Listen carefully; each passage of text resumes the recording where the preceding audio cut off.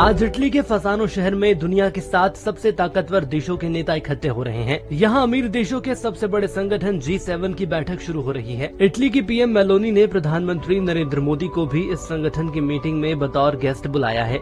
जानते हैं कि आखिर G7 कैसे बना। ये बात 1973 की है, जब मिडिल ईस्ट में इजराइल और अरब देशों में जंग छिड़ी थी। इस बीच अमेरिका के राष्ट्रपति रिचर्ड निक्सन ने इजराइल की मदद के लिए 18,000 करोड़ रुपए देने की बात कही थी, जिसके बाद सऊदी अरब के किंग फैसल अमेरिका के इस फैसले से नाराज हुए। फैसल ने तेल उत्पादन करने वाले देशों की मीटिंग बुलाई, जिसके बाद ये तय हुआ कि ये देश तेल उत्पादन में भारी कटौती करेंगे। नतीजा ये हुआ कि 1974 आते आते दुनिया में तेल की किल्लत हो गई। इसकी वजह से तेल की कीमतों में 300% तक इजाफा हुआ। बढ़ती तेल की कीमतों से परेशान दुनिया के 6 अमीर देश एक साथ आते हैं और एक संगठन बनाते हैं। इसे ग्रुप ऑफ 6 यानी G7 नाम दिया गया। 1976 में कनाडा के शामिल होने के बाद यह संगठन G7 बना। अब बात 2007 की। G7 समिट जर्मनी में होने वाली थी और भारत को जर्मनी से न्योता मिला था, लेकिन चांसलर मर्केल ने मेहमान देशों को अपनी बात रखने के लिए कम समय अलॉट किया। इससे मनमोहन सिंह नाराज हो गए और समिट में शामिल न होने की धमकी दी।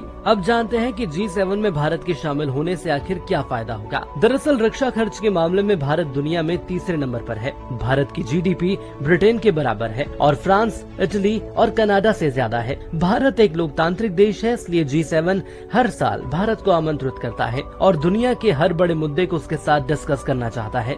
भारत कई मुद्दों को लेकर G7 देशों से सहमत नहीं है, जैसे क्लाइमेट चेंज और बिजनेस ट्रेड। इस मीटिंग में शामिल होकर भारत अपनी बात 7 बड़े देशों के सामने रख सकता है।